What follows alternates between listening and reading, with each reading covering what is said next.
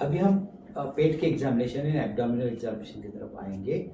हमारा पेट एक पेंडोरस बॉक्स की तरफ है, यानी अंदर क्या क्या छुपे हुए हैं हमें कुछ नहीं पता चलता जब तक हम अल्ट्रासाउंड नहीं करेंगे। ऊपरी तरफ से हम देखेंगे तो हमें कुछ हर्नियाज के आसार नज़र आते हैं। हर्नियाज यानी कुछ टिश्यूज का बल्जिंग होता है जो खांसी करने के बाद उभार जाता है। पुराना ऑपरेशन साइट हो या हमारा नाभि का हिस्सा हो या हमारे ग्रॉइन यानी जंघों के आसपास का एरिया हो, तो वहाँ ये स्वेलिंग छोटे छोटे आ जाते हैं और ये एक बीमारी का और अपात्रता का भी कारण बन सकते हैं। अभी हम अल्ट्रासाउंड करेंगे तो वो एक अच्छा चीज़ है कि अल्ट्रासाउंड के अंदर पूरे ऑर्गन जो हमारे हैं अपनी जगह सही होना चाहिए, उनके नॉर्मल जो नॉर्मल की जो लेआउट है उसके हिसाब से होने चाहिए। अगर कोई बीमारी है या कोई डिसीज़ नया है वो छुपा है अंदर से, वो हमें नज़र आता है। जैसे कोई ट्यूमर्स है, कोई और स्टोन्स है, जैसे गाल ब्लैडर स्टोन्स है, किडनी स्टोन्स है, यूरेटर स्टोन्स है, तो इस तरह की बीमारियां या कोई और चीज़ भी हो सकती है। तो ये सब हमें अल्ट्रासाउंड में नज़र आती है। अगर आपने अल्ट्रासाउंड नहीं किया है तो ज़रूर एक बार कर लेना चाहिए। अगर कोई आपको उसमें फाइंडिंग्स मिल जाते हैं तो आपको उसकी जांच कर लेनी चाहिए। अभी हम लोअर एब्डोमेन यानी पेल्विस की तरफ आएंगे। पेल्विस में बहुत सारे इंपॉर्टेंट ऑर्गन्स होते हैं, तो उसमें जो है कि मेल्स में क्या क्या है।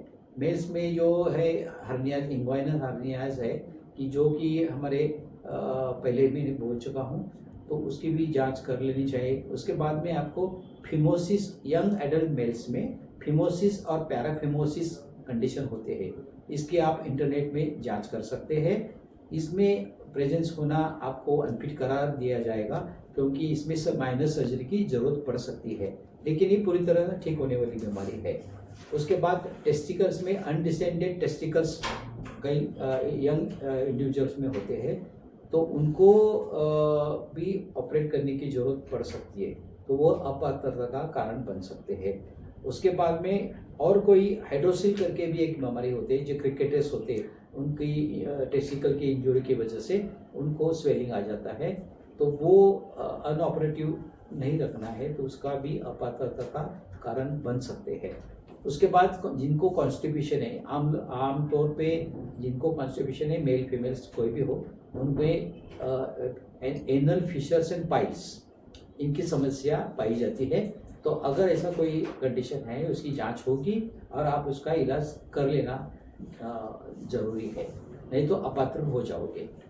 उसके बाद में फीमेल्स में गायनेकोलॉजिस्ट तो पूरा एग्जामिनेशन करेंगे ही, उनके अल्ट्रासाउंड उनके लिए बहुत कंपलसरी है, मैंडेटरी है। इसमें पीसीओएस, पीसीओडी, फाइब्रॉइड, यूटेरस के फाइब्रॉइड्स वगैरह बीमारी 20 साल में की उम्र के आगे भी हो सकती है, आजकल बहुत पाया जाता है। तो आप इनकी अल्ट्रासाउंड खुद करा के अगर ऐसा कोई सिचुएशन है तो इसका इलाज कर लेना चाहिए। पीसीओएस, पीसीओडी और फाइब्रॉइड्स होने से आप अपात्र परमानेंटली हो सकते हैं जब तक उनका इलाज ना हो। उसके बाद में आपके एक फीमेल्स के लिए जानकारी बहुत आवश्यकता है। उनकी वर्जिनिटी टेस्ट पहले किया जाती थी 2016 से पहले, लेकिन उसके बाद सुप्रीम कोर्ट ने इसको बैन किया है, तो ये अवेयरनेस आपको होना ज़रूरी है, आपका हक है। उसके बाद में स्पाइन की तरफ आएंगे। स्पाइन यानी हमारा रीढ़ का हड्डी, उसमें जो नीचे वाला पोर्शन है, लंबोसैक्रल रीजन हम कहते हैं, वहाँ कभी कभी डिस्क की समस्या बहुत आमतौर पे पाई जाती है, तो उसका एक्सरे कर लेना चाहिए L4 L5 रीजन में, तो वहाँ की कोई समस्या उसमें ना हो तो अच्छा है। उसके बाद में रीढ़ की हड्डी का जो आखिरी पोर्शन है जो स्ट्रेट होना चाहिए, उसमें डिवीजन नहीं होना चाहिए, तो इसको कहते हैं स्पाइना बाइफिडा, तो वो है तो आप अपात्र हो जाते हैं। उसके बाद हम हैंड्स की तरफ आएंगे। हैंड्स में हमारा आर्म और फोर आर्म, इनका एक एंगल बनता है शरीर के साथ, तो वो एंगल 5 से 15 डिग्री के बीच में होना चाहिए मेल्स के लिए, और फीमेल्स के लिए 11 to 14 डिग्रीज के बीच में होना चाहिए। इसका हम डिस्प्ले में आपको ड्राइंग जरूर दिखाएंगे, तो आप आसानी से उसको कंपेयर कर सकते हैं। उसके बाद में उस सिचुएशन को बोलते हैं क्यूबाइटस वल्गस एंड क्यूबाइटस बरूस, तो ये डिस्क्रिप्शन बॉक्स में आपको मिल जाएगा। उसके बाद में हैंड्स में कोई भी पुराना एक्सीडेंट हुआ होगा तो उसमें कोई फ्रैक्चर्स है या कोई स्टील प्लेट स्टील रॉड्स अगर डाले तो आप परमानेंटली अपात्र करा दिए जाएंगे। अभी हम लेग्स की तरफ आएंगे। उससे पहले हैंड्स में एक और चीज़ है कि आपको हाथ जब आप सीधा स्ट्रेट आप आगे एक्सटेंड करेंगे तो उसमें ट्रिमर्स नहीं होना चाहिए और उसमें कोई पसीना भी पाम में नहीं आना चाहिए। इसकी टेम्पररी अनफिट्स हो सकते हैं उसके लिए। अभी हम लेग्स की तरफ आएंगे। लेग एग्जामिनेशन में हैंड्स की वो पूरी समस्या तो होगी ही, फ्रैक्चर्स वगैरह की, तो वो नहीं होनी चाहिए आपको। उसके बाद में लेग्स में आपका स्टील रॉड पेस्ट बताया आपको। वेरिकोस वेन्स जो पिंडली आपकी है या काफ मसल्स बोलते हैं, उसमें वेरिकोस वेन्स की समस्या पाई जाती है। जो लोग बहुत लंबे समय से या आवर्स में आप खड़े होकर काम करते हैं या बैठे बैठे काम करते हैं, उन लोगों में ये समस्या पाई जाती है। तो वेन्स का एबनॉर्मलिटी वो वेरिकोस वेन्स बोलते हैं। तो उसकी जानकारी आपको नेट में मिल जाएगी। ये नहीं होना चाहिए, इसलिए अपात्र आप आराम से करा दिए जाएंगे। उसके बाद में आपको आएंगे नॉक नीज। हमारे नीज जो है एक दूसरे के साथ टच नहीं होना चाहिए। अब ये इनका जो डिस्टेंस है नीज के बीच में वो 8 सेंटीमीटर होना चाहिए, कम नहीं और ज़्यादा भी नहीं। अगर ये इसका भी ड्राइंग हम आपको डिस्प्ले करेंगे तो उससे अंदाज़ा आएगा। जब आप सावधान में खड़े रहते हैं तो 8 सेंटीमीटर का गैप और आपके एंकल्स टच नहीं होना चाहिए। नॉकनीज के बाद फ्लैट फुट। अब नॉकनी का अगर है तो आपको अपात्र करा दिया जाएगा परमानेंटली। सिमिलरली अभी फ्लैट फुट में भी आपको कैसे आप टेक करेंगे, आपके पाँव गिला करेंगे और टाइल्स पे चलेंगे थोड़ा, तो जो पाँव के निशान आएंगे वो हमारे लक्ष्मी जी के पाँव की तरफ सुंदर नज़र आनी चाहिए। पूरे कंप्लीट फुल फ्लैट इम्प्रेशन नहीं आना चाहिए, नहीं तो आप उसमें उसका भी ड्राइंग हम आपको डिस्प्ले कर रहे हैं, तो उसको कंपेयर करके आप अपना फिटनेस जांच कर सकते हैं।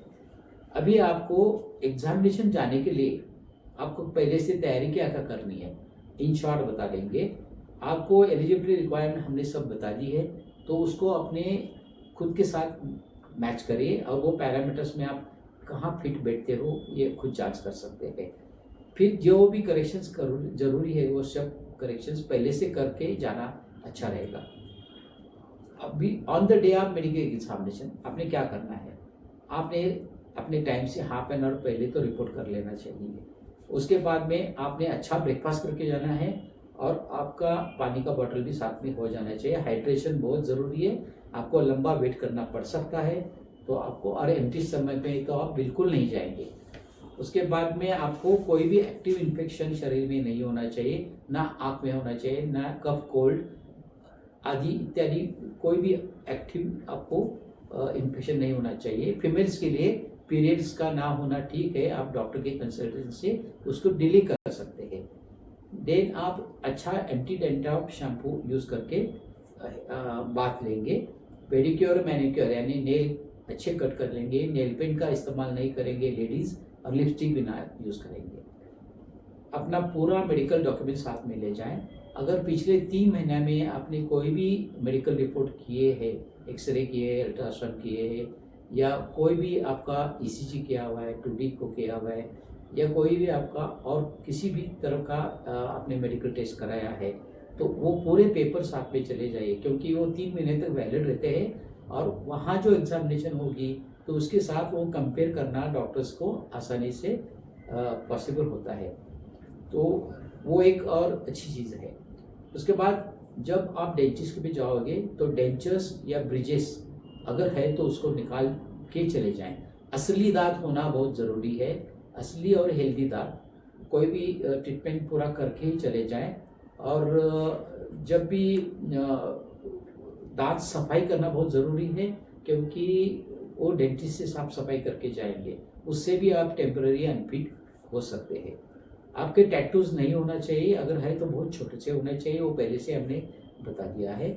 उसके बाद आपके जो स्पेक्टेकल्स है वो पूरे करेक्टेड विजन के साथ होने चाहिए और वो साथ में ले जाएंगे। देन आपका कान में अगर वैक्स है वो भी कान ENT से आप साफ करवा के जाएं, उससे भी आप टेम्पररी अनफिट हो सकते हैं। अभी विशाखा जी, आपने हमें एक बहुत अच्छा क्वेश्चन पूछा था एलजीबीटीक्यू के बारे में, उसके बारे में थोड़ी जानकारी हम देंगे। एलजीबीटीक्यू ये कम्युनिटी स्पेशल कम्युनिटी है। इसमें एल, जी और क्यू ये जो कैटेगरी है, इनको तो स्ट्रक्चरल कोई भी प्रॉब्लम नहीं होता। They are normal human beings, only उनका साइकोलॉजिकल प्रॉब्लम होता है। तो ये लोग भर्ती के लिए जरूर फिट है, लेकिन उनकी जो साइकोलॉजिकल चॉइसेस है उन्होंने प्राइवेट रखनी है, उसको पब्लिक डिस्प्ले नहीं करना है। फौज में ये गुनाह है, तो भर्ती के बाद भी इसको ख्याल रखना चाहिए। बाकी कैटेगरीज को आपको अपात्र परमानेंटली है, तो उनका कोई चांस नहीं है भर्ती के लिए। उसके बाद में कोई भी इन्फेक्शन आपके बॉडी में नहीं होना चाहिए। तो ये आमतौर पे बड़ी बड़ी बातें मैंने बता दी है। अभी आपको हम बताएंगे टाउट्स और एजेंट्स जो मिलिट्री हॉस्पिटल में मेडिकल एग्जाम के दौरान उस एरिया में घूमते रहते हैं। ये सिविलियन लोग जो है, जो पैसे के लिए आए होते, जो कैंडिडेट से पैसे लेते हैं और उनको खास प्रॉमिस कर लेते हैं कि उनको कोई प्रॉब्लम होने के बावजूद भी भर्ती करने में मदद करेंगे। तो ये उनके आप झांसे में नहीं आएंगे, क्योंकि होता क्या है कि ये लोग हर साइकोलॉजी, यानी 10 लोगों को हमने प्रॉमिस कर लिया तो 6 लोग तो पास हो ही जाएंगे। तो ऐसे भरोसे भी ये लोग काम करते हैं। इसमें कैंडिडेट का नुकसान हो जाता है। अगर मान लो कोई भर्ती किसी अपात्रता के बावजूद अगर भर्ती हो जाते हैं, तो 6 महीना के बाद फिर दोबारा मेडिकल एग्जामिनेशन होगा और उनमें उनको अगर पाया गया अपात्र, तो दोबारा उनको बाहर जाना पड़ सकता है। वो आगे जाके सोल्जर या ऑफिसर नहीं बन पाते। तो इसका ख्याल भी रखना चाहिए, क्योंकि सामान्य नॉलेज लोगों को नहीं है कि जब कोई ट्रेनिंग ख़त्म हो जाता है सोल्जर का या ऑफिसर्स का, तो उसके बाद उनको ओथ या शपथ लेनी पड़ती है। उस शपथ लेने के बाद ही वो सोल्जर या ऑफिसर बनते हैं, और उसके बाद ही उनका नॉर्मल आर्मी एक्ट के अंदर आने के बाद उनका करियर शुरू हो जाता है। तो ये इसका ध्यान जरूरी है। शपथ लेने से पहले कोई मेडिकल प्रॉब्लम आप में पाई गई तो फिर आपको बाहर का रास्ता दिखाई दिया जाएगा और अपात्र भी हो जाएंगे वो साथ साथ में। अंत में ये सब जानकारी मैंने इसलिए दी कि आपको इसकी मदद हो, और इसके बाद में आपने आपकी जो तैयारी आपने की है एसएसबी इंटरव्यू के लिए या किसी भी स्ट्रीम से आप फौज में भर्ती के लिए तैयारी कर रहे हैं, तो इसके लिए मेरी बहुत शुभकामनाएं। और पूरे शांत मन से आप मेडिकल एग्जामिनेशन के लिए जाए, पूरी तरह की तैयारी करके जाए, तो उसमें आपको ज़रूर यश मिलेगा। इसके साथ ही मैं आपका धन्यवाद करता हूँ।